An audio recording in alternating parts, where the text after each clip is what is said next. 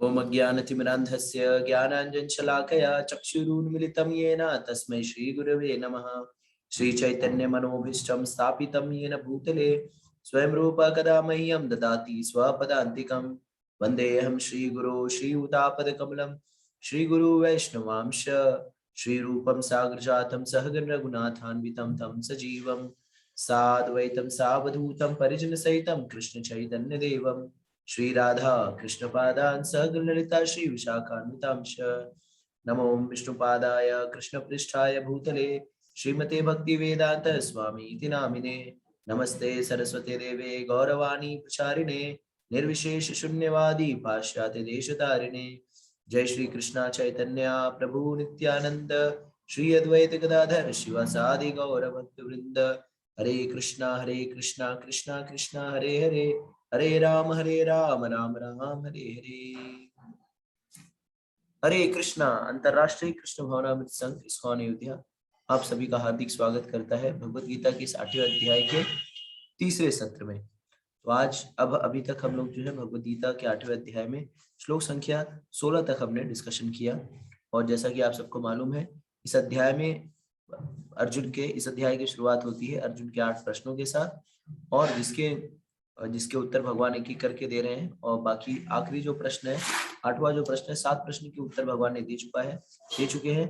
और 8वें प्रश्न के उत्तर में जो है भगवान इस सारे श्लोक संख्या 4 से आगे जो है 8वें प्रश्न का ही भगवान उत्तर दे रहे हैं। ठीक है, तो हम समझते हैं किस तरह से भगवान बताते हैं कि अगर उनकी कोई धाम पहुंच जाता है तो उनका धाम जो है वो नित्य शाश्वत धाम है, जहाँ से किसी को पुनः वापसी करने की आवश्यकता नहीं होगी। तो हमें ये समझना चाहिए कि भगवान की भक्ति करना जो है बहुत ही इम्पोर्टेंट है, बहुत ही महत्वपूर्ण है। और अगर भगवान की भक्ति करते हैं तो मनुष्य जीवन के लक्ष्य को आसानी से प्राप्त कर सकते हैं।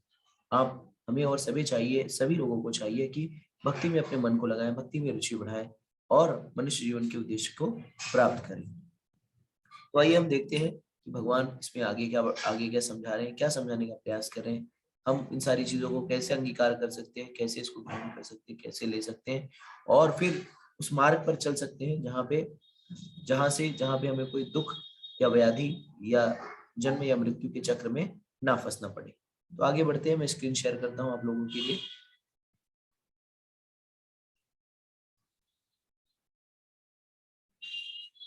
तो अभी तक हमने जो देखा, भगवान ने श्लोक संख्या 16 में बताया था कि अब्रह्म भुवना लोका पुनरावृतो अर्जुन मामुपेति तु कौन्तेय पुनर्जन्म न विद्यते। तो सारे लोकों में, ब्रह्मलोक तक जो है सारे लोकों में क्या है, वहां पे पुनर्जन्म है, लेकिन भगवान का जो धाम है वो वहां पे कोई पुनर्जन्म नहीं होता। तो अब यहाँ पे समझने की विषय वस्तु ये है कि क्या हम कहते हैं कई बार भक्ति करिए भक्ति करिए भक्ति करिए, तो कई लोगों को लगता है यार भक्ति करो भक्ति करो भक्ति करो, ये क्या है, भक्ति करके क्या लाभ है। तो कई लोग बोलते हैं माता पिता की सेवा करनी चाहिए, माता पिता की सेवा अगर मैं जिम्मेदार, जिससे भी कल हम लोग आ रहे थे रास्ते में तो कुछ लोगों से चर्चा होने लगी, तो क्या है कि भक्ति करने से ज्यादा इम्पोर्टेंट है माँ बाप की सेवा करना, माँ बाप की सेवा कर लेनी चाहिए। तो मैंने कहा हाँ, माँ बाप की सेवा करनी ठीक है, शास्त्र भी कहते हैं माँ बाप की सेवा करनी ठीक है, लेकिन हम कितना माँ बाप का सेवा करते हैं। तो बोले कि माँ की आज्ञा का पालन करना, पिताजी को समय पे खाना देना, यही जो है सेवा है। लेकिन ये सेवा ठीक है, लेकिन हम में से कितने लोग इनका निर्वहन कर पा रहे हैं, कितने लोग, हम खाली सोचते रहते हैं कि हम जो है अपनी कर्तव्यों का निर्वहन कर पा रहे हैं। विडंबना देखिए कि एक माता पिता जो है वो 6 बच्चों को, अगर 5-6 बच्चों को पाल, पहले लोगों के पास ज्यादा बच्चे हुआ करते थे तो उन सारों बच्चों को पालते, चाहे 2 हो 4 हो 10 हो, सबको जो समान रूप से पालते हैं। लेकिन अब समय ऐसा आ गया कि वो 5 बच्चे जो है माँ बाप को नहीं संभाल पाते। ठीक है, तो जब हम सोचते हैं कि किसी व्यक्ति को बाहरी रूप से सुख दे करके जो है, अगर कोई ऑल्टो में चल रहा हो या मारुति 800 में चल रहा हो, उसको फॉर्च्यूनर में बिठा देंगे या मर्सिडीज में बिठा देंगे तो सुखी हो जाएगा। बाहरी रूप से अगर हम सुख देने का प्रयास करेंगे तो सुख कभी बाहरी आवरण से सुख नहीं दे सकता। जैसे अगर हमारे पेट में दर्द हो और कोई बोले कि अच्छा लो बेट, ये लो वैन ह्यूसन की शर्ट पहन लो, 8,000 की है, और उसको हम पहन लेंगे तो क्या हमारा दर्द ठीक हो जाएगा? नहीं, हमें जो है उसकी दवाई लेना पड़ेगी। जब तक वो दर्द नहीं ठीक होगा, बाहरी रूप से लीपापोती करने का कोई लाभ नहीं। उसी तरह से अगर हम माँ बाप की वास्तविक रूप से सेवा करना चाहते हैं तो हमें भक्ति करनी चाहिए, फिर भी हमें भक्ति करनी चाहिए। क्यों? कि जैसे हमें पुत्र कहा जाता है, कई बार मतलब शास्त्रों में लड़कों को, जो बालक होते हैं उन्हें पुत्र कहा जाता है। तो पुत्र का अर्थ क्या होता है? तो पुत्र का अर्थ होता है पुत्राइति इति पुत्र। तो जो अपने माता पिता को जो है पुनः नरक में जाने से बचाए, वो वास्तविकता में पुत्र है। ठीक है, तो वो पुनः नरक में जाने से कैसे बचाएगा कोई व्यक्ति, कोई कोई बच्चा? तो जब वो भक्ति करेगा। कोई व्यक्ति अगर भक्ति करता है तो सिर्फ वो अपने आप को तारता नहीं है, उसके 7 पुश्ते जो है, 7 या 21 पुश्ते जो है, अलग अलग जो है, 7 कहीं कहा 21 पुश्ते जो है, वो स्वयं ही तर जाती है, स्वयं ही वो जन्म मृत्यु जरा व्याधि के चक्र से बाहर निकल जाती है। तो भक्ति बहुत पोटेंट है। लेकिन अगर आप सोचिए कि सतही रूप से आप जो है उनको छोटे से घर से बड़े से घर में ला दिए, या उनको ऑल्टो से फॉर्च्यूनर में बिठा दिए, या उनको ढाबे से रेस्टोरेंट में खाना खिला दिए, तो सिर्फ ये बाहरी रूप का सुख है। और वो भी कितने दिन हम सुख दे पाते हैं? आप अवलोकन करिए, हम व्यक्ति को तभी तक मूल्यवान समझते हैं, व्यक्ति को तभी तक उसका साथ देते हैं, उसको तभी तक उसके साथ में रहते हैं किसी के, जब तक वो हमारे लिए मूल्यवान होता है या हमारे लिए कोई काम का होता है। आप देखेंगे तो जब हम लोग वयस्क होते हैं, जवान होते हैं, तो हमारी कमरे जो होते हैं, हमें घर के अंदर कमरा मिलता है। फिर जब थोड़े थोड़े बूढ़े होने लगते हैं, उम्र थोड़ी अधेड़ हो जाते हैं, तो हमें आंगन में जगह मिलती है। उसके बाद जब हम थोड़े बूढ़े हो जाते हैं तो घर के बाहर जगह मिलती है। और कहीं अगर हम बिस्तर पे पड़ गए तो किसी कोने में हम पड़े रहते हैं। मतलब मैं बूढ़े व्यक्ति की बात कर रहा हूँ, किस तरह से व्यक्ति जो बूढ़े कोई ऐसे कोने में पड़ा रहता है और कोई उसको नहीं पूछता। आप तभी तक मूल्यवान होते हैं जब तक किसी के काम आने वाले होते हैं, भौतिक रूप से। मैं ये गाँव की बात कर रहा हूँ। अब शहरों में तो इस तरह की कोई व्यवस्था नहीं, लेकिन गाँव में देख लीजिए तो पहले जो व्यक्ति जवान होता है उसके घर के अंदर उसको कमरा मिलता है, फिर थोड़ा सा बड़ा होता है तो आंगन में आ जाता है, थोड़ा सा बूढ़ा होता है तो द्वार पे आ जाता है, और फिर अगर कहीं रोग पकड़ लिया तो घर के किसी कोने में। और बूढ़े व्यक्ति के साथ कौन रहना चाहता है, कौन समय व्यतीत करना चाहता है? वो लोग बैठे रहते हैं, खांसते रहते हैं, लेकिन कोई उनके समक्ष या उनके साथ समय बिताने की चेष्टा नहीं करता, या कोई उसमें आनंद नहीं पाता। ठीक है, तो उसी तरह से भक्ति करना जो है वो फायदे का सौदा है, और खुद के लिए नहीं, हमारे समय परिवार के लिए फायदे का सौदा है। तो अगर आप देखेंगे भक्ति करना, तो हम ध्रुव महाराज के चरित्र से भक्ति के विषय में देख सकते हैं। तो ध्रुव, ये बालक ध्रुव जो था, वो किसका लड़का था? वो राजा का लड़का था। उसके पिताजी का नाम था उत्तानपाद, और उसकी 2 माताएं थी। और राजा जो इसकी जो जो राजा की जो दूसरी पत्नी थी, ध्रुव की जो मम्मी नहीं थी, ध्रुव की माता जी नहीं थी, उनकी जो सौतन थी, वो राजा को बहुत प्रिय थी। और एक दिन क्या होता है, ये नन्हा सा बालक ध्रुव, 5 साल का बालक ध्रुव जो है, अपने पिताजी के राजा उत्तानपाद जो थे, वो बहुत बड़े राजा थे, उनका बहुत बड़ा राज्य था, तो उनके राजमहल में जाता है। और उनका भाई एक रहता है उत्तम, उत्तम जो है राजा की गोद में बैठा रहता है, और अपने अपने भाई को देख करके स्वाभाविक रूप से ये बालक चाहता है कि वो भी अपने पिता की गोद में बैठे। और जब अपने पिता की गोद में बैठने जाता है, उसकी सौतेली माँ क्या करती है, उसको उसके पिता के गोद से उठा करके नीचे ढकेल देती है, और उसको उलाहना देते हुए कहती है कि तू राजा के राजा के जो है जांग पे बैठने का उत्तराधिकारी नहीं है। क्यों? क्योंकि तू जो है मेरा पुत्र नहीं है। अगर तुझे अगर तुझे इस यहाँ पे बैठना है या ये अधिकार प्राप्त करना है, तो क्या करना पड़ेगा? तुम जाओ और फिर दूसरा शरीर पाओ, और भगवान से, विष्णु से प्रार्थना करो कि वो तुमको दूसरा शरीर दे। और जब वो दूसरा दे, मेरे गर्भ से तुम जब पैदा होगे या जन्म लोगे, तब जाकर के तुम्हें यहाँ पे बैठने का अधिकार मिलेगा। और ये बात बालक को बहुत दुखी करती है। और दुख जब प्राप्त होता है, उसके बाद वो रोता रोता अपने घर पे जाता है, अपनी माँ के पास जाता है, जो कि राजा की प्रिय पत्नी पत्नी होती है, लेकिन प्रिय पत्नी नहीं होती। तो उनसे पूछता है कि मेरी माँ ने, मेरी जो मम्मी माता जी हैं, वो उन्होंने क्या किया, मुझे पिताजी के पास बैठने नहीं दिया, और उन्होंने कहा कि जाओ दूसरा जन्म लेके आना, तब जो है मेरे गर्भ से जन्मना, तब यहाँ पे बैठने का अधिकार प्राप्त करोगे। और उन्होंने कहा जाओ विष्णु से पूछो। तो उन्होंने कहा विष्णु, तो कहते विष्णु को कैसे मैं मिल सकता हूँ? तो इस बालक ध्रुव को, 5 साल के बालक को विष्णु कृष्ण ये सब के विषय में क्या पता? तो उन्होंने पूछा कि उनकी माता ने कहा कि मैंने सुना है कि भगवान की प्राप्ति जो है वो ऋषि मुनि लोग जो है वो जंगल में जाते हैं, वहां पे तप साधना करते हैं और वहां पे भगवत प्राप्ति करते हैं। तो अगर आपको भगवत प्राप्ति करना है तो जंगल में जाना पड़ेगा। तो बालक कहता है अच्छा ऐसा, ऐसी बात है। तो वो क्या करता है, अपने सारे राजसी वस्त्र जो है त्याग करके वो जंगल की ओर निकल जाता है। और जंगल की ओर जब जाता है तो बीच में जो है उनको कौन मिलते हैं, उनको नारद मुनि मिलते हैं। नारद मुनि को उनको समझाते हैं कि तुम छोटे बालक हो, हट करने की आवश्यकता नहीं है, घर जाओ, खेलो कूदो। और बच्चे लोग जो है बहुत सीरियसली नहीं लेते किसी की डांट फटकार को। जब हम छोटे रहते होंगे, छोटे थे, तो हमारी माताएं हमें क्या क्या नहीं, कुत्ता कमीना क्या क्या नहीं, दुष्ट नीच क्या क्या नहीं बना देती थी। गुस्से में खून पीने वाला है, राक्षस है। तो या तो हम कभी बुरा मानते थे क्या? अगर देखिए यही सारी चीजें अगर हमें कोई बोल दे कि तुम दुष्ट हो, नीच हो, राक्षस हो, कुत्ते हो, तो हम भड़क जाएंगे। लेकिन बचपन में जो है हमें कोई कुछ भी बोल देता, माँ कुछ भी डंडे से मारती थी, चिल्लाती थी, कोई भी कुछ भी बोल दे, कुत्ता बोल दे, बिल्ली बोल दे, चूहा बोल दे, कॉकरोच बोल दे, लेकिन हम उसको उसको इतना माइंड नहीं करते थे। तो वही नारद मुनि को समझाते हैं, तुम बच्चे हो, बच्चे इतना दिल पे नहीं लेते, बच्चे अपना खेलते कूदते हैं और चिल मारते हैं, इधर कोई चिंता करने की आवश्यकता नहीं, जाओ ऐश करो। तो बालक लेकिन बहुत डिटरमिन था। बालक कहता है कि अगर आप मेरा हेल्प करना चाहते हो तो आप रुको, नहीं तो मेरे को जाने दो। ठीक है, अगर हेल्प कर सकते तो हेल्प करो। तो फिर नारद मुनि उसको दीक्षा देते हैं, उसे कहते हैं कि तुम जाओ और ओम नमो भगवते वासुदेवाय का जप करना। और फिर नारद मुनि वहां से निकल जाते हैं। बालक ध्रुव जाता है और वहां पे घनघोर तपस्या करता है। पहले तो कुछ दिन वो कुछ तो कंदमूल खाता है, फिर उसके बाद जो है वो सिर्फ पत्ते खाता है, सूखे पत्ते। फिर उसके बाद ऐसी स्थिति आ जाती है कि बालक जो है वो कुछ भी नहीं खाता और सांस ही को रोक, जब वो सांस रोक लेता है तो सारे विश्व का जो है प्राणवायु जो है वो एक प्रकार से संकुचित हो जाता है। और तब जो है सारे देवी देवताओं में हाहाकार मच जाता है। सब भगवान के पास जाते हैं, उनसे रिक्वेस्ट करते हैं,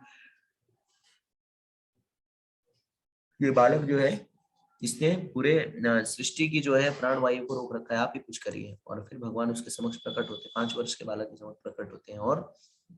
और उसके समक्ष जब प्रकट होते हैं भगवान चतुर्भुज रूप में, तो बालक को क्या पता, उसे कोई मंत्र नहीं आता, कुछ नहीं आता। भगवान क्या करते हैं, उसकी तपस्या को देख करके अपने शंख से, अपने पांचजन्य शंख से उसके सर पे टच करते हैं। और जब सर पे और शंख छुआ टच करते, स्पर्श करते हैं, तो बालक जो है वो अच्छी अच्छी स्तुति करने लगता है और कहता है कि अभी तक तो मैं कांच के टुकड़े मांगना चाह रहा था, लेकिन हे भगवान, आपको समक्ष देखकर अब मेरी कोई भौतिक इच्छाएं कामनाएं नहीं है, अब मुझे कुछ भी आवश्यकता नहीं। भगवान जो है उससे प्रसन्न होकर के उसे आशीर्वाद देते हैं और कहते हैं कि तुम जो है 35,000 वर्षों तक इस पूरे ब्रह्मांड में राज्य करोगे, विश्व में राज्य करोगे, और फिर अंततः तुम मेरे धाम को आओगे, जहां से वापस आने की आवश्यकता नहीं पड़ेगी। तो जब कई वर्षों तक राज्य करने के पश्चात जब उनका समय आता है, तो फिर दो विष्णु दूत आते हैं उनको लेकर के जाने के लिए। नंद सुनंद ऐसा कहा जाता है, उनका नाम होता है। तो ये जो दो विष्णु दूत आते हैं उनको ले जाने के लिए, तो वो जब अपने उस विमान में बैठते हैं, वैकुंठ के विमान में जब बैठते हैं, वैकुंठ एयरलाइंस के विमान में जब बैठते हैं, तो जो कहते हैं, अरे जब जाने लगते हैं तो उन्हें याद आता है, अरे मेरी माता किधर है। क्यों अपनी माता के बारे में सोचते हैं, तो कहते हैं कि मेरी माता की वजह से जो है मैंने भगवान के विषय में जाना।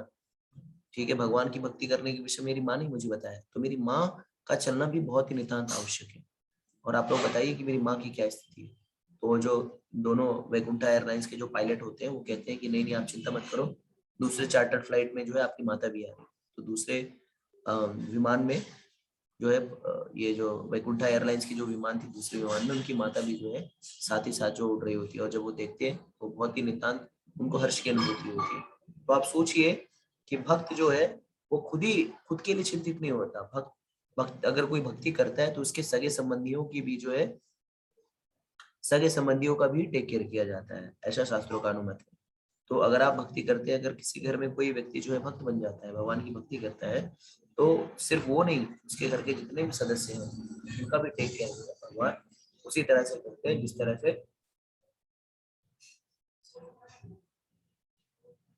तरह से उस भक्त का करते हैं। तो भक्ति हम कैसे कर सकते हैं कलयुग में? भक्ति हम कर सकते हैं कलयुग में भगवान के पवित्र नामों का जप करके। हरे कृष्णा कृष्णा कृष्णा हरे हरे, हरे राम राम राम हरे हरे। तो इस तरह से जो है हम समझते हैं कि भगवान का धाम जो है वो किस तरह से भगवान का धाम में जाने की योग्यता सिर्फ भक्त नहीं है, भक्त के साथ जो भी जुड़ा होता है उसे भी भगवान जो है अपने नित्य शाश्वत धाम को लेके जाते हैं। और इस तरह से भक्ति करना जो है वो सबसे सर्वोपरि सेवा है। माँ बाप की भक्ति, अगर माँ बाप की असली सेवा की हमें करनी है तो हमें क्या उनका भक्त बनने की आवश्यकता है। क्यों? क्योंकि अगर हम भक्त बन जाएंगे तो हमारे माँ बाप अगर नहीं भी जीवित हैं तो भी, अगर वो पितृलोक इत्यादि लोक में, तो भी उतर जाएंगे। जैसे हम देखते हैं पिंडदान की क्रिया, जैसे अर्जुन ने शुरुआत में क्या क्या शंका व्यक्त की थी पहले अध्याय में, अगर आप लोग को याद होगा, तो अर्जुन ने ये शंका व्यक्त की थी कि अगर सारे लोग मारे जाएंगे तो ये पिंडोदक क्रिया जो है वो बंद हो जाएगा। पितरों को पिंड देने वाली जो क्रिया है, श्राद्ध करने वाली जो क्रिया है, वो वो उसका उसका नाश हो जाएगा, और उस नाश होने के कारण जो है वो पितृ गिर जाएंगे। लेकिन अगर कोई व्यक्ति भक्त बन जाता है तो स्वाभाविक रूप से जो है प्रतिदिन अपने पितरों को जो है वो पिंडदान करता रहता है। कैसे पिंडदान करता है? तो शास्त्रों में बताया गया है कि अगर किसी व्यक्ति के यहाँ पे प्रतिदिन जो है भगवान का भोग लग रहा है, भगवान को भोग अर्पण करके अगर उसको प्रसाद रूप में ग्रहण किया जा रहा है, तो भोग लगने के कारण जो है, जैसे पेड़ की जड़ में पानी डालते हैं तो सबका सिंचन हो जाता है, पत्तों पत्तों का सिंचन हो जाता है, उसी तरह से भोग, भगवान को भोग लगाने से जो पित्र वित्र जो भी है, ये राहु केतु जो भी आपके है, सबको जो है वो उस प्रसाद का भाग जो है स्वाभाविक रूप से मिल जाता है। ठीक है, तो अलग से भक्त को और कोई क्रिया करने की जरूरत नहीं। अगर कोई भक्ति करेगा तो भक्ति करने से उसके माता पिता, ये माता पिता नहीं, सैकड़ों माता पिता, हजारों करोड़ों माता पिता, जो 84 लाख योनियां, उसके बाद जितनी भी योनियों में जो माता पिता हुए, वो सारे खुश हो जाते हैं। तो आप सोचिए कि भक्ति कितनी कितनी शक्तिशाली है, कितनी जो है पोटेंट है, और इसे हमें सबको करना चाहिए। भक्ति करने में कोई धन, क्या धन धन लगता है क्या? नहीं, कोई धन लगता, बहुत सरल है। सिर्फ आपको क्या करना है, भगवान के पवित्र नामों का जप करना है। हरे कृष्णा कृष्णा कृष्णा हरे हरे, हरे राम राम राम हरे हरे। तो इस तरह से हमने देखा, इस तरह से हम देखते हैं कि भक्ति करने से सिर्फ हमारा ही फायदा नहीं है, हमारे साथ जितने भी लोग हैं उन सबका जो है भौतिक और आध्यात्मिक लाभ दोनों है। तो आगे बढ़ते हैं हम लोग। अब श्लोक संख्या 17 से लेके 22 तक जो है आध्यात्मिक जगत और भौतिक जगत के बीच की जो कैलकुलेशन है उसको बताया गया, या गणना है उसको बताया गया, कंपैरिजन जो है उसको बताया गया कि कैसे जो है आध्यात्मिक और भौतिक जगत के मध्य में क्या क्या समानताएं हैं, विषमताएं हैं इत्यादि। तो श्लोक संख्या 17 में ब्रह्मा जी की एक दिन के विषय बताया है। तो इसके पहले हमने देखा था कि किस तरह से जो है जितने भी धाम है, चाहे वो ब्रह्मलोक हो, सत्यलोक हो, जनलोक हो, महरलोक हो, तपलोक हो, जितने भी लोग हैं सब लोग में क्या है, जन्म मृत्यु जरा व्याधि, चाहे वो ब्रह्मलोक हो या पाताल या रसातल लोक हो, हर जगह है। अब यहाँ पे हम देखते हैं कि हम जानते हैं, शास्त्रों की शास्त्र चक्षु से हम समझते हैं कि धरती के ऊपर जितने भी लोग हैं या धरती के नीचे भी जितने भी लोग हैं, वहां पे सुख सुविधाओं का जो है सुख सुविधाओं का जो स्तर है वो बहुत ही हाई है। तो जैसे हम आप चाहेंगे स्वर्ग इत्यादि लोकों में, वहां पे किसी को विष्ठा त्याग करने, मल त्याग करने की आवश्यकता नहीं होती। क्यों? क्योंकि यहाँ पे जो भी कुछ खाते हैं वो उनको हजम हो जाता है, अलग से उनको मल त्याग करने की आवश्यकता नहीं होती, वो लोग जो खाएंगे हजम हो जाएंगे। इस तरह से जैसे जैसे हम उच्चतर लोगों को जाते लगते हैं, वैसे वैसे हमारी आयु भी बड़ी हो जाती है, हमारा बल भी बड़ा हो जाता है, हमारी हाइट भी बड़ी हो जाती है। और ब्रह्मलोक तो ब्रह्मलोक जो है इतना इतना वहाँ पे आयु इतनी रिलेटिवली अगर देखा जाए धरती लोक के, तो बहुत ही विशाल है। ठीक है, तो इस समय जो भी है वो रिलेटिव है। हमारा जो समय है, चींटियों के समय में बहुत अंतर है। जैसे कई कई कई जानवर ऐसे हैं जो रात में ही जन्म लेते हैं, रात्रि के समय, फिर उसी में बड़े होते हैं, उसी में वो बच्चे पैदा करते हैं, फिर उसी में धीरे धीरे वृद्धावस्था को प्राप्त करते हैं, और सुबह होते होते जो है वो मारे जाते हैं। तो उस पक्षी के लिए, उस पतंगे के लिए वो 12 घंटे किस वर्षों के समान होगा? 100 वर्षों के समान होगा। तो अगर उसको कहा जाए कि एक मनुष्य है, तो उसके कंपैरिजन में हमारा समय कैसे लिखा जाएगा? तो ऐसे लिखा जाएगा कि एक मनुष्य होता है जो हमारे 12 घंटे के हिसाब से उनका जो है आधा दिन होता है, इसी तरह से उनकी आधी रात होती है, और इतने आधी रात आधे दिन के अंदर उसी तरह से उनका क्या है, 100 दिन होता है इस तरह से। तो आप सोचिए कि उन एक हमारे एक दिन के, हमारे 12 घंटे के अंदर वो लोग जन्म लेते हैं, बड़े होते हैं, प्रौढ़ प्रजनन करते हैं, बच्चे पैदा करते हैं, क्षीण होते हैं, और अंततः जो है उनकी मृत्यु हो जाती है हमारे 12 घंटे के अंदर। इसी तरह से हमारे एक दिन के अंदर जो है वो लोग 2 बार जन्म ले सकते हैं। इसी तरह से 30 दिन होगा, इसी तरह से जो 1 साल होगा, इसी तरह से 100 साल। तो उसके कंपैरिजन में हमारी आयु जो है कितनी कितनी अधिक है। उसी तरह से ब्रह्मा जी की आयु, तो ब्रह्मा जी की आयु की क्या बता रहे हैं यहाँ पे? सहस्त्रयुग पर्यंतम, सहस्त्रयुग पर्यंतम अहम ब्राह्मणा विदु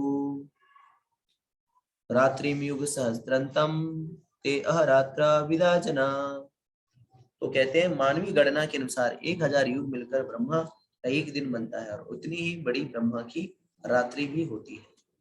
ठीक है, तो हमारे 1000 युगों को मिलाकर ब्रह्मा का एक दिन बनता है। तो हमारे जैसे एक युग, जैसे कलयुग, द्वापर युग, सतयुग, त्रेता युग, इन सारे इस तरह से 1000 युग आते हैं, तो ब्रह्मा जी का एक दिन बनता है। तो आप सोचिए कि हमारी गणना में ब्रह्मा जी की लाइफ कितनी बड़ी है, और ऐसे ही ब्रह्मा जी की एक रात्रि होती है। तो हमने जैसे एग्जांपल दिया कि फतिंगा, तो फतिंगे के हमारे जो 12 दिन है, फतिंगे में फतिंगे का जीवन का जो है पूरा पूरा जीवन कट जाता है उसी में, उसके 100 वर्ष जो है उसी में पूरे हो जाते हैं। और उसी तरह जो है उसकी रात्रि, हमारी रात्रि उसकी रात्रि भी होती है। तो एक दिन और एक रात के अंदर जो उसका 200 साल होगा, हमारा कितना होता है, एक दिन। इसी तरह से उसके उसके जो 100 साल होंगे हमारे कितने दिन के बराबर होंगे, हमारे 100 दिन के बराबर, नहीं 100 दिन नहीं 50 दिन के बराबर। इस तरह से कितना, अगर उसके कंपैरिजन में हमें देखा जाए तो हमारी आयु कितनी लंबी है। उसी तरह से ब्रह्मा जी की कंपैरिजन के अनुसार, ब्रह्मा जी की आयु की कंपैरिजन के अनुसार ब्रह्मा जी का एक दिन बनता है 1000 युग के बराबर, और इतना ही ब्रह्मा की रात्रि होती है। तो इससे हमें समझ आना चाहिए कि भौतिक ब्रह्मांड की अवधि जो है वो असीमित है। और ये प्रभुपाद जी बता रहे हैं कि यह कल्पों के चक्र में प्रकट होता है। यह कल्प ब्रह्मा जी का एक दिन होता है, एक कल्प मतलब ब्रह्मा जी का एक दिन। फिर इसमें चतुर्युग होता है, एक कल्प के अंदर जो है एक चतुर्युग होता है। ठीक है, तो एक चतुर्युग में क्या क्या होता है, एक चतुर्युग में होता है सतयुग, त्रेतायुग, द्वापर और कलयुग। और इसी तरह से ये चार चार चतुर्युग, ये जो चतुर्युग है इसी के 1000 चक्र होते हैं। ठीक है, तो एक चतुर्युग में 4 युग होते हैं, कौन कौन से, सतयुग, त्रेतायुग, द्वापर युग तथा कली, और इसके 1000 चक्र होते हैं। और एक जैसा कि यहाँ, और कलयुग में क्या है, कलयुग में सदाचार, ज्ञान तथा धर्म का बोलबाला रहता है, और अज्ञान तथा पाप एक तरह से नहीं रहता। तो सतयुग जो है पूरी तरह से सात्विक होता है, उसमें कोई पाप नहीं होता। और यह युग कितने वर्षों तक चलता है, तो सतयुग चलता है 17,28,000 वर्षों तक। फिर पाप की प्रारंभ जो है वो त्रेता युग में होती है, और त्रेता युग होता है 12,96,000 वर्षों तक। द्वापर युग में जो है सदाचार तथा धर्म का हास होता है और अब पाप बढ़ता है, और ये द्वापर युग चलता है 8,64,000 वर्षों तक। और सबसे अंत में आता है कलयुग, जिसमें कलह, अज्ञान, अधर्म तथा पाप का प्राधान्य रहता है, और सदाचार का प्रायः लोप ही हो जाता है। और कलयुग चलता है 4,32,000 वर्ष तक। और इस युग में पाप इतना बढ़ जाता है कि युग के अंत में भगवान को कौन सा अवतार लेना पड़ता है, युग भगवान के अंत, इस युग के अंत में भगवान को कल की अवतार लेना पड़ेगा। और जहाँ पे भगवान अवतार क्यों लेते हैं, दुष्टों का संहार करने के लिए और भक्तों की रक्षा करने के लिए। और जब ये कलयुग खत्म होगा तो फिर दूसरे सतयुग का प्रारंभ होगा। इस तरह से क्रिया जो है निरंतर चलती रहेगी। ये चारों युग एक सहस्त्र चक्र लेने तक पर ब्रह्मा के एक दिन के तुल्य होगा। तो ये 4 युग जो है वो एक बार सहस्त्र चक्र लेंगे, मतलब 1000 बार जब वो कवर हो जाएंगे तब ब्रह्मा जी का एक दिन होगा। इसी तरह से ब्रह्मा जी की एक रात्रि होती है, और ब्रह्मा जी ऐसे 100 वर्षों तक जीवित होते हैं। और ब्रह्मा जी के 100 वर्षों की गणना कितनी होगी पृथ्वी के अनुसार, तो आप देख लीजिए 31, 31, 10, 40 और 0,0,0,0,0,0,0,0,0,0, 9 बार जीरो, 9 नहीं तो 5, 2, 7, हाँ 9 बार जीरो। और फिर 1, 2, 3, 4, 5, 6, 7, 8, 9, 10, 11, 12, 13, 14, 15, तो 15 अंकों का जो है आयु है ब्रह्मा जी का मनुष्य की तुलना में। आप सोच लीजिए 15 अंकों में वो खरब खरब पदम अदम पता नहीं क्या क्या हो जाएगा। तो इस तरह से जो है ब्रह्मा जी का आयु होती है। तो हमारा एक सहस्त्र युग चला जाता है तो ब्रह्मा जी की एक दिन होती है। इसी तरह से रात। तो कलयुग की आयु क्या है, कलयुग की आयु, कलयुग का समय काल है 4,32,000 वर्ष। ठीक है, और फिर युग के अंदर भी एक महायुग होता है, एक दिव्य युग होता है, और फिर युग चक्र में सतयुग आता है, त्रेता युग आता है, द्वापर युग और कलयुग। ठीक है, एक मनवंतर जो हम कहते हैं, एक मनवंतर मतलब 71 महायुग जब गुजर जाएंगे तो एक मनवंतर होता है। ठीक है, और फिर यहाँ पे ब्रह्मा जी का दिन कैलकुलेट कर रहे हैं, जो हम लोगों ने बताया ना कि 13 अंकों का, तो कैसे आता है। तो ब्रह्मा जी का एक दिन में 14 मनवंतर होते हैं, और उसमें 15 संध्या काल होते हैं। ठीक है, इस तरह से 1000 महायुग बनता है। ब्रह्मा जी का एक दिन मतलब 1000 महायुग। एक दिन जो होता है ब्रह्मा जी की आयु वो 4.32 अरब वर्षों की होती है ब्रह्मा जी की आयु। एक रात होती है 4.32 अरब मानव वर्ष। मतलब एक दिन, पूरा एक दिन मिला 24 घंटे जो है वो मानव मानव की गणना के अनुसार 8,64,000 वर्ष होता है ब्रह्मा जी का एक दिन, मतलब पूरा 24 घंटा। और इसी तरह से एक साल अगर ले लिया जाए, एक साल ले लिया जाए तो वो इकाई, दहाई, सैकड़ा, हजार, 10,000, लाख, 3,11,000 मानव वर्ष, उससे ज्यादा ही हो सकता है। और फिर ये ब्रह्मा जी का पूरा जीवन जो होता है वो कितने वर्ष, 311.4 खरब मानव वर्ष के हिसाब से ब्रह्मा जी का जीवन होता है। आप सोचिए इस ब्रह्मा जी की आयु के आगे हमारी जो आयु है या हमारा जो समय है वो कितना नगण्य है या नहीं है। आप सोचिए कि इतना विशाल है ब्रह्मा जी का आयु, और ये भी जो है ब्रह्मा जी जो है इतना विशाल आयु होने के बाद भी इनकी मृत्यु होती है। तो सोच लीजिए कि हम किसी भी, अगर जब तक हम भगवान के नित्य धाम नहीं जाते तब तक इस चक्र में हम फंसे रहते हैं और इस चक्रों में, इस युगों में भगवान जो है विभिन्न विभिन्न प्रकार के अवतार भी लेते हैं। तो 6 प्रकार के अवतार जो है भगवान लेते हैं इन विभिन्न युग, चतुर्युग, महायुग में। तो जो 6 प्रकार के अवतार भगवान लेते हैं वो इस प्रकार से है। तो पहला जो भगवान अवतार लेते हैं वो होता है पुरुषावतार, दूसरा होता है लीला अवतार, तीसरा होता है गुणा अवतार, चौथा होता है मनवंतर अवतार, पांचवा होता है युगा अवतार, और छठा होता है शक्तावेश अवतार। तो आइए एक एक करके हम देख लेते हैं कि अवतारों की क्या महिमा है, क्या करना है। तो पुरुष अवतार, तो भगवान जो है वो 3 प्रकार के पुरुष अवतार के रूप में अपने आप का विस्तार करते हैं। तो वह है कारणोदक्षाय विष्णु। तो कारणोदक्षाय विष्णु जो है वो कारण सागर में लेटे हुए रहते हैं। हम इसकी चर्चा थोड़े आगे करेंगे। दूसरे हैं गर्भोदक्षाय विष्णु। गर्भोदक्षाय विष्णु जो है भगवान अपना विस्तार करते हैं जो गर्भोदक सागर में लेटे हुए रहते हैं। और फिर अंतोदगत्वा है क्षीरोदक्षाय विष्णु, जो कि क्षीर सागर में लेटे हुए रहते हैं। ये हो गए पुरुषावतार। इसके बाद आता है लीला अवतार। लीला मतलब पास्ट टाइम, जो उनकी क्रियाएं लीला है उस हिसाब से जो है लीला अवतार भी है भगवान के। तो जैसे नरसिंह हो गए, नर नारायण हो गए, दत्तात्रेय हो गए, ऋषभ देव हो गए, धन्वंतरी हो गए, मोहिनी हो गए, व्यास हो गए, ये सब जो है वो कौन है, लीला अवतार है। फिर आता है गुणा अवतार। गुणा अवतार मतलब कौन कौन से 3 गुण है, चैट बॉक्स में लिख सकते हैं आप लोग जिसे पता हो। तो 3 गुण है, सत्वगुण, रजोगुण, तमोगुण। तो इन तीनों गुणों के विस्तार कौन कौन से हैं, ब्रह्मा, विष्णु, महेश।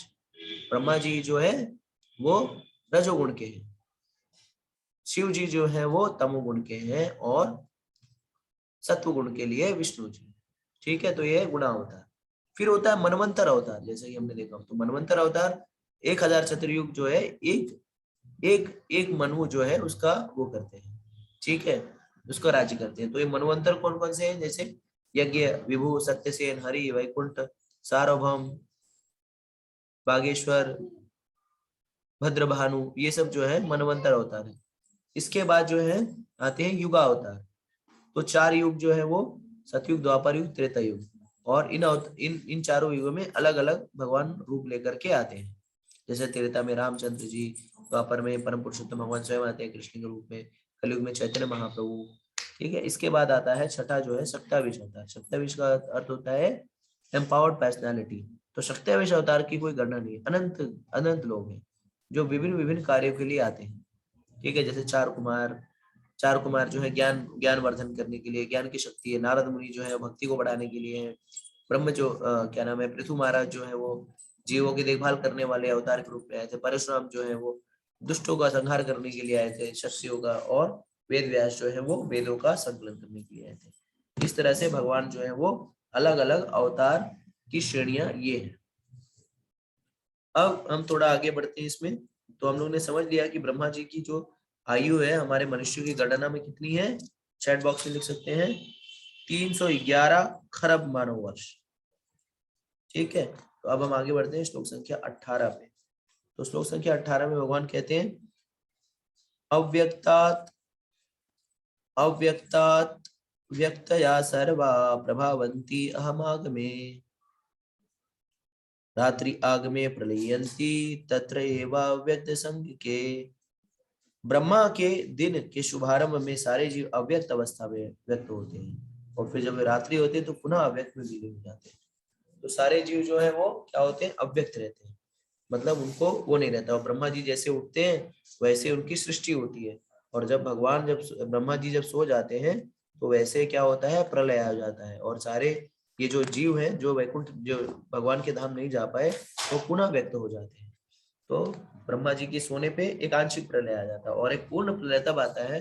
कई बार प्रलय भी कई बार कई कई तरीके से, कई बार चतुर्युग समाप्त होने पे प्रलय आता है, कई बार जो है भगवान ब्रह्मा जी की मृत्यु होती है तब एक वहां प्रलय आता है। इस तरह से प्रलय की भी विभिन्न श्रेणियां हैं। तो जब ब्रह्मा जी सोते रहते हैं तो सृष्टि जो है अव्यक्त, जीव जो है अव्यक्त अवस्था में रहता है, और जब वो रात्रि होती है तो वे पुनः अव्यक्त में विलीन हो जाते हैं। तो जब तक ब्रह्मा जी जागते हैं तब तक जीव जो है वो व्यक्त अवस्था में रहता है, और जब ब्रह्मा जी सो जाते हैं तो सारी सृष्टि का जो एक बार प्रकार से लोप हो जाता है। अगले श्लोक में भगवान क्या कह रहे हैं, श्लोक संख्या 19 में, श्लोक संख्या 19 में भगवान कह रहे हैं, भूतग्रामा स एवायं भूत भूत्वा प्रलीयते रात्रि आगमे अवशा पार्था प्रभो अत्य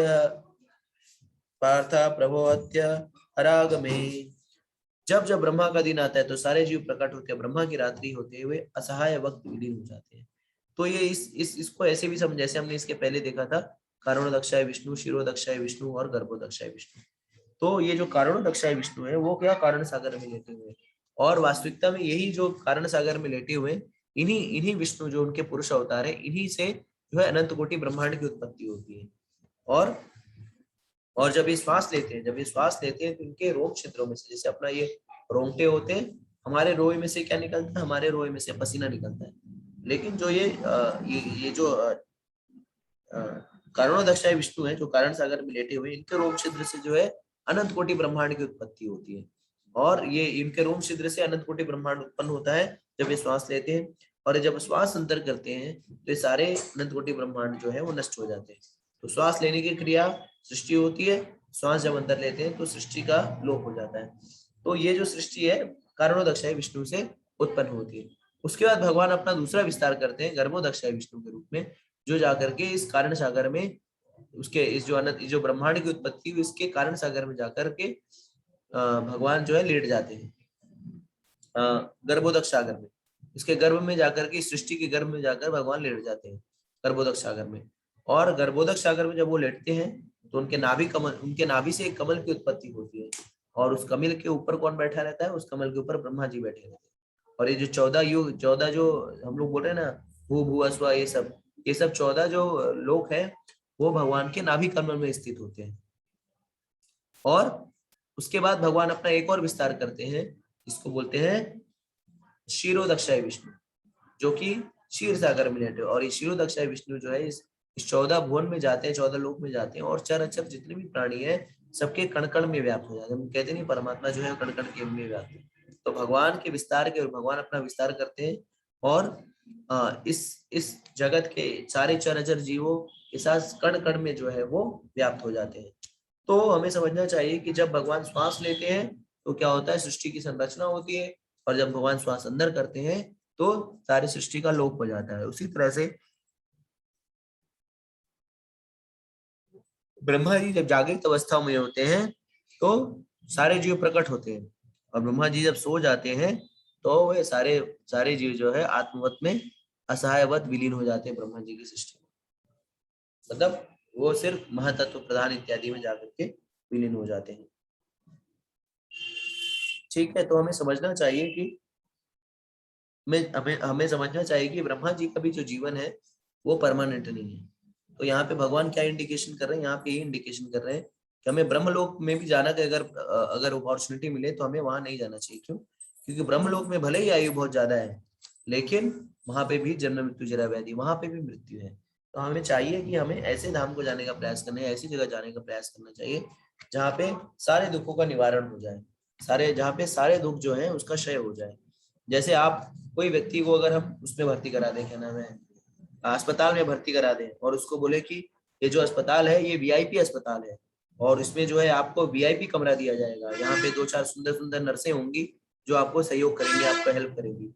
तो आप क्या कहेंगे, मुझे ताउम्र इसमें रखने दो? नहीं, आप चाहे वीआईपी कमरे में हो, चाहे जनरल वार्ड में हो, चाहे ओपीडी में हो, कहीं पे भी हो, आप नहीं चाहेंगे कि अस्पताल में रहें, आप वहां से जल्द बाहर निकलना चाहिए। तो इसी तरह से ये ब्रह्मलोक जो है वो वीआईपी कमरा है, फर्स्ट क्लास कमरा, लेकिन है तो अस्पताल में ही। तो आप अगर कोई कहे कि चलो तुमको वीआईपी अस्पताल में वीआईपी कमरे में भर्ती करा देता हूँ, एडमिट करा देता हूँ, फिर भी आप नहीं जाना चाहेंगे। क्यों? क्योंकि चाहे वीआईपी हो, चाहे जनरल वार्ड हो, चाहे आईसीयू हो, चाहे आईसीसी हो, जो कुछ भी हो, वो है तो अस्पताल ही, वहां पे तो आप रोगी ही हैं। तो आपको ऐसी जगह पे जाने का प्रयास करना चाहिए जहां से आपको पुनः वापस आने की आवश्यकता नहीं पड़े, जहाँ पे दुख दर्द झेलने की आवश्यकता नहीं पड़े, जहाँ पे काम क्रोध लोभ मोह इसके चक्कर में पड़ने की आवश्यकता नहीं पड़े। ठीक है, तो वो धाम कौन सा है? वो भगवान का निज और शाश्वत धाम है, वैकुंठ गोलोक। और वहां पे हम कैसे जा सकते हैं, कैसे प्राप्त कर सकते हैं, जैसा कि भगवान कहते हैं अंत काले चमामेव स्मरण मुक्त काले वरम या प्रयाति समद्भावम याति नास्ति संशय। तो हमें क्या करना है, भगवान को याद करना है। तो भगवान को याद कैसे करेंगे हम, अंत काल में, जब हम भगवान को पहले से भगवान को याद करके रखेंगे। तो भगवान को कैसे याद करेंगे, सदैव मैं उनके पवित्र नामों का जप करके, हरे कृष्णा कृष्णा कृष्णा हरे हरे, हरे राम राम राम हरे हरे। ठीक है, तो अब भगवान जो है वो आगे बढ़ते हैं, हम आगे बढ़ते हैं श्लोक संख्या 20 पे। तो श्लोक संख्या 20 में क्या कह रहे हैं भगवान कह रहे हैं कि पर तस्मातु भाव अन्य अव्यक्तात् सनातन यासा सर्वेषु भूतेषु नश्यत्यसु न विनश्यति। इसके अतिरिक्त एक अन्य अव्यक्त प्रकृति है जो शाश्वत है और इस व्यक्त तथा अव्यक्त पदार्थों से परे है। यह परा श्रेष्ठ और कभी नाश न होने वाली है। जब इस संसार का सब कुछ लय हो जाता है तभी तो इसका नाश नहीं होता। तो अब यहाँ पे भगवान अपने धाम के विषय बता रहे हैं कि भगवान का धाम जो है वो शाश्वत है, नित्य है। ये पूरे ब्रह्मांड का नाश हो जाएगा फिर भी भगवान का धाम जो है वो शाश्वत धाम है। तो ये इसके इस जगत के विषय में भगवान ने कहा कि ये जगत जो है वो क्या है, दुखालयम अशाश्वतम। अशाश्वत मतलब टेम्पररी। तो ये जगत ही टेम्पररी है, यहाँ पे हम भी टेम्पररी। कई बार हम लोग बोलते हैं ना मैं इस कमरे का मालिक हूँ, वास्तविकता में हम किसी कमरे के मालिक नहीं, या मैं इस घर का मालिक हूँ, हम किसी घर के मालिक नहीं। हम तो यहाँ पे क्या है, सिर्फ गेस्ट हैं। हम आए हैं, कुछ देर रुकेंगे यहाँ पे, जैसे हम लोग रहते हैं ना सराय में या होटल में या किसी गेस्ट हाउस में या किसी सेवा सदन में। तो हम यहाँ पे अतिथि गृह है, ये जो जगत है ये अतिथि गृह है, हम यहाँ पे अतिथि हैं। जैसे हम किसी होटल में जाते हैं और उस कमरे में अगर हम लोग 1 महीने तक ठहर गए तो क्या उस पर स्वामित्व जताने लगते हैं, चैट बॉक्स में लिख सकते हैं हम स्वामित्व नहीं जाता, क्यों, हमें मालूम है ये क्या है, ये यहाँ पे हम ठहरे हैं, यहाँ टेम्पररी, यहाँ पे हमारा निवास स्थान नहीं है, ये परमानेंट जगह नहीं है। उसी तरह से हम क्या करते हैं, मूर्खता, इस गेस्ट हाउस में आते हैं, इस जगत रूपी गेस्ट हाउस में आते हैं, यहाँ पे किसी कमरे में ठहरते हैं और फिर मूर्खतापूर्ण तरीके से जो है इस पे स्वामित्व जताते हैं। वास्तविकता में हम स्वामी है ही नहीं, क्योंकि जब हम जाते हैं, जैसे होटल से निकलते हैं तो हम खाली अपना सामान ले जाने के अधिकारी हैं, अपना सामान ही लेके ही जाते हैं। ठीक है, तो क्यों, क्योंकि हमें पता है ये झूमर, ये लाइट, ये चमक दमक, ये जो है ये व्यवस्था है, ये कटलरी, ये तकिया गद्दा, ये सब जो है ये होटल वाले का है, हमारा नहीं है। उसी तरह से ये पूरा संपूर्ण जगत जो है किसका है, भगवान का है। तो और हम क्या सोचते हैं जब यहाँ पे आते हैं,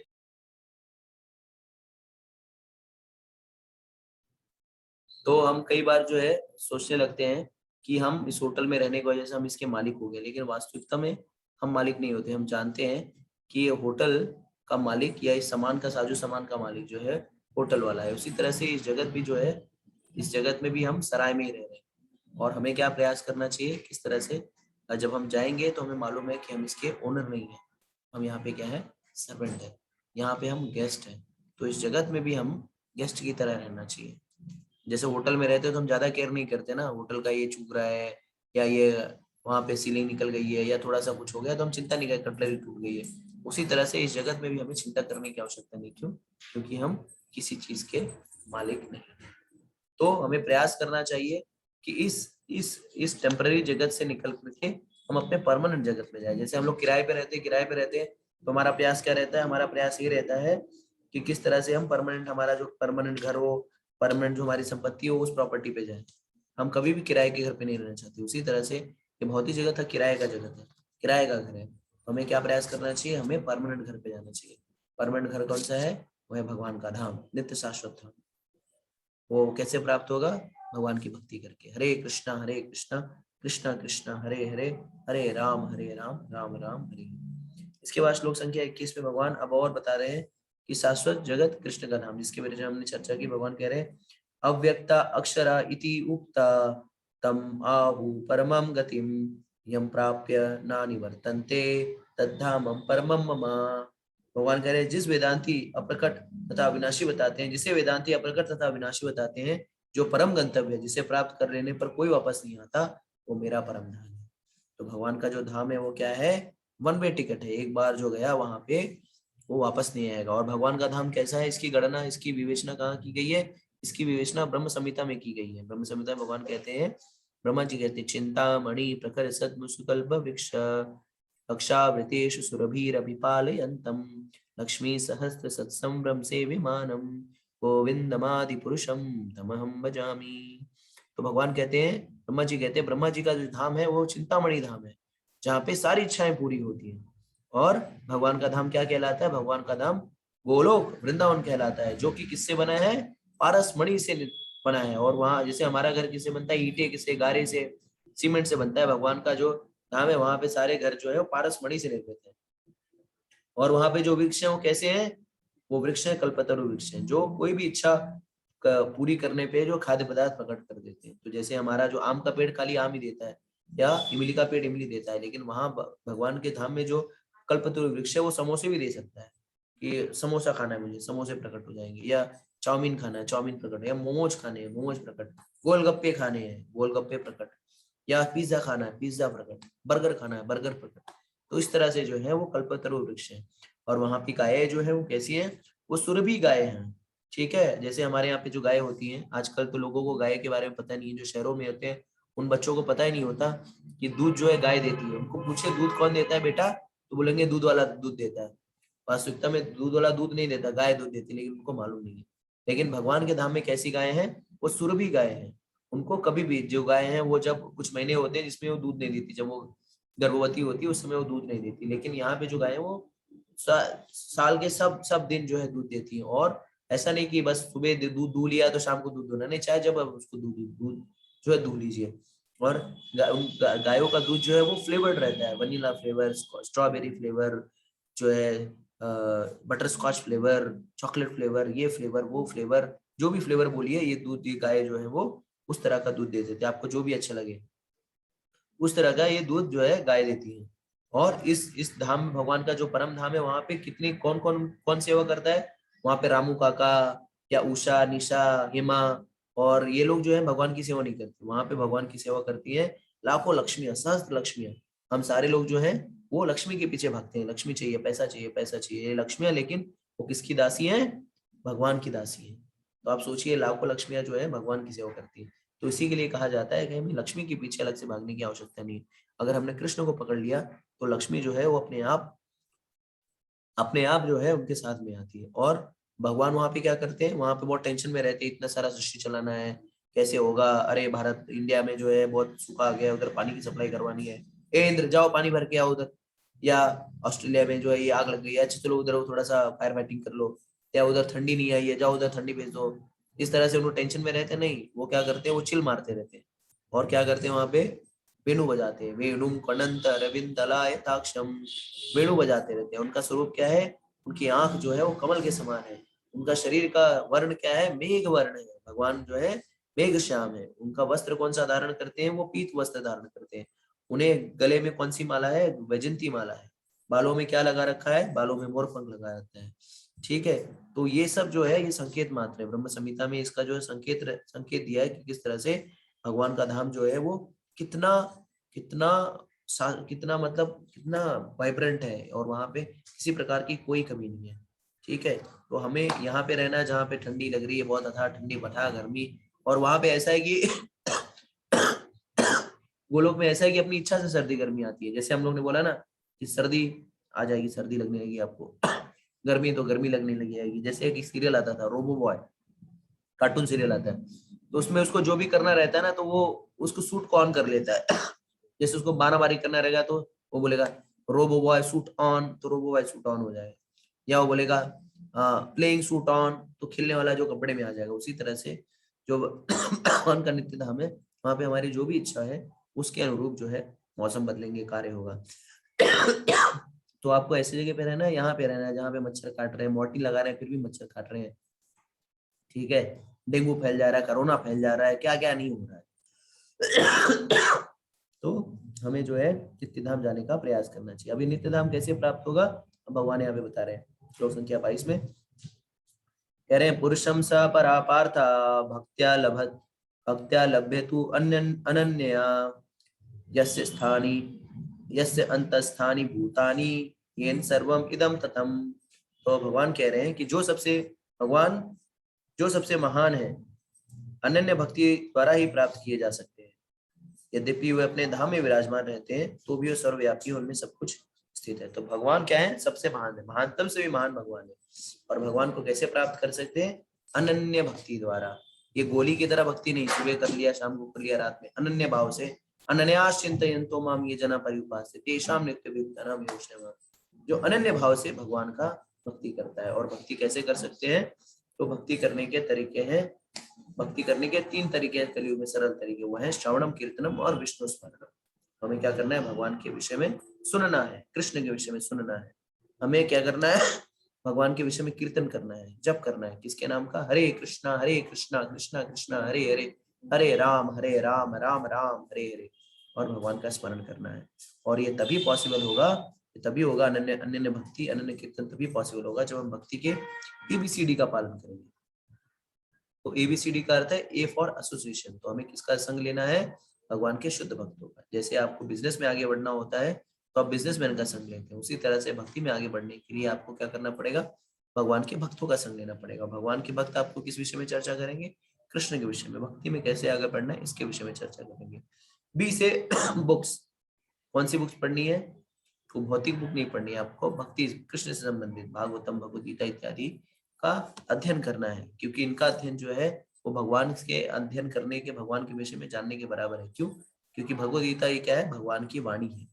तो भगवान की वाणी भगवान से पृथक नहीं है। तो हमें निरंतर जो है भगवान के जो दिव्य ग्रंथ है उसका अध्ययन करना चाहिए। प्रभुपाद जी ने इतनी सारी पुस्तकों का जो है, इतनी भागवतम, भगवद गीता इत्यादि बहुत सारे ग्रंथों का जो है अनुवाद किया है अंग्रेजी भाषा में, हिंदी भाषा में, जिससे हम सारे जनमानस के लोगों को जो है भक्ति, भगवद गीता, शास्त्रों में क्या लिखा है आसानी समझ में आ जाए। तो हमें और आपको चाहिए कि भगवद गीता या भागवतम का जो है प्रतिदिन उसका अध्ययन करें। कम से कम एक श्लोक अथवा एक पन्ना तो अवश्य पढ़े सोने से पहले। जैसे कहते नहीं है, 1 apple a day keeps doctor away. और तो उसी तरह से 1 shloka a day keeps Maya away. तो इस तरह से हमें क्या करना है? बुक्स पढ़ना है, भगवान आध्यात्मिक पुस्तकों को, भगवद गीता, भागवतम इत्यादि ग्रंथों का अध्ययन करना है। C for chanting. चैंटिंग किसका? चैंटिंग भगवान का। हरे कृष्णा कृष्णा कृष्णा हरे हरे, हरे राम राम राम हरे। तो हमें भगवान के पवित्र नामों का जप भी करना है। और ये जप कितना करना है? तो आचार्यों ने बताया है कि कम से कम 16 माला जप तो करना ही चाहिए। तो अभी शुरुआत के स्तर पे अगर आप 16 माला जप करने की स्थिति में नहीं है तो प्रयास करिए कि मिनिमम कम से कम जो है 1 माला जप अवश्य करिए। 1 माला जप करने का अर्थ होता है 108 बार जो है हरे कृष्णा मंत्र जप करना। हरे कृष्णा कृष्णा कृष्णा हरे हरे, हरे राम राम राम हरे। इस तरह से हरे कृष्ण महामंत्र जब 108 बार बोलते हैं तो 1 माला होती है। तो कम से कम आप जो है 108 बार मिनिमम जो है भगवान की पवित्र नाम का जप करें। और D से होता है डायट। डायट यानी D से डायट यानी कृष्ण प्रसाद। तो आप सभी, हम सभी को प्रयास करना चाहिए कि हम सारे लोग जो है भगवान को अर्पण करके ही उस भोजन को प्रसाद के रूप में ग्रहण करें। ठीक है? तो हम जो भी भोजन बनाते हैं उसे हमें भगवान को अर्पण करना है, उसको भोग लगाना है और उसको प्रसाद रूप में ग्रहण करना है। तो इस तरह से जब हम करेंगे तो हम भक्ति, अनन्य भक्ति के स्तर पर पहुंच जाएंगे, जब हम सदैव कृष्ण को याद रखेंगे और कृष्ण को कभी नहीं भूलेंगे। तो इस तरह से हमारे भगवान यहाँ पे अनन्य भक्ति के बारे में बता रहे हैं। और जैसा कि मैंने कहा कि हमारे मनुष्य जीवन का उद्देश्य होना चाहिए कि किस तरह से भगवत प्राप्ति करें और कृष्ण को सदैव याद रखें और कृष्ण को कभी नहीं भूलें। ये तभी हो पाएगा जब हम भक्तों का संग लेंगे, भगवद गीता, भागवतम इत्यादि ग्रंथों को पढ़ेंगे, कृष्ण प्रसाद लेंगे और बहुत ही तीव्रता से भगवान की भक्ति में आगे बढ़ने की उत्सुकता, उत्कंठा जब हमारे जीवन में रहेगी तभी ये पॉसिबल है। और तभी हम जो जीवन के मनुष्य जीवन के परम लक्ष्य को आसानी से प्राप्त करते हैं। ठीक है? तो यहाँ पे इस सत्र को मैं अपनी वाणी को वहीं पे विराम देता हूँ। आप सबसे अनुरोध है कि भक्ति में आप लोग आगे बढ़िए, भक्ति को अच्छे से अपनाइए, भगवद गीता, भागवतम को पढ़िए और प्रयास करिए कि प्रतिदिन जो है 1 श्लोक जो है भगवद गीता का अवश्य पढ़े अनुवाद और तात्पर्य के साथ। और 108 बार जो है कम से कम हरे कृष्ण मंत्र जप अवश्य करें और अपने मनुष्य जीवन को सफल बनाएं। हरे कृष्णा। तो यहीं पे सत्र को समाप्त करते हैं। भगवद गीता यथारूप की जय, श्रील प्रभुपाद की जय, श्रील गुरुदेव की जय। ओम तत्सत। हरे कृष्णा कृष्णा कृष्णा हरे हरे, हरे राम राम राम हरे।